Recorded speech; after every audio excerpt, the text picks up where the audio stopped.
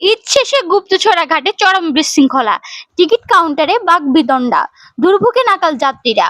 সন্দ্বীপের গুপ্তছড়া ঘাটে টিকিট ইস্যুকে কেন্দ্র করে যাত্রীদের সঙ্গে টিকিট কাউন্টারে কর্মকর্তাদের বাকবিতণ্ডার ঘটনা ঘটেছে।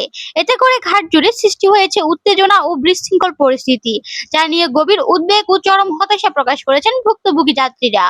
ঈদের ছুটি শেষে কর্মস্থলে ফেরার তাড়নায় প্রতিদিন সকাল থেকে ঘাটে ভিড় করছে শত শত মানুষ। তবে সকাল থেকে ৮টা থেকে দীর্ঘ সময় অপেক্ষা করেও যাত্রীরা কোনো কার্যকর সেবা বা শৃঙ্খলা দেখতে পাননি বলে অভিযোগ করেছেন। টিকিট সংগ্রহে অনিয়ম, অব্যবস্থাপনা এবং দায়িত্বপ্রাপ্তদের অসহযোগিতামূলক আচরণ পরিস্থিতিকে আরো জটিল করে তুলেছে। আগামীকাল থেকে অফিস, আদালত, ব্যবসা প্রতিষ্ঠান সহ সব কার্যক্রম স্বাভাবিকভাবে শুরু হওয়ার কথা থাকলেও ঘাটের এই বিশৃঙ্খলা সাধারণ মানুষের স্বাভাবিক জীবনে মারাত্মক প্রভাব ফেলছে। অনেকেই সময়মতো কর্মস্থলে পৌঁছানো নিয়ে চরম অনিশ্চয়তায় ভুগছেন। এমত অবস্থায় সংশ্লিষ্ট কর্তৃপক্ষ, বিশেষ করে স্থানীয় সংসদ সদস্য এবং উপজেলা নির্বাহী কর্মকর্তার দ্রুত হস্তক্ষেপ কামনা করেছেন স্থানীয়রা।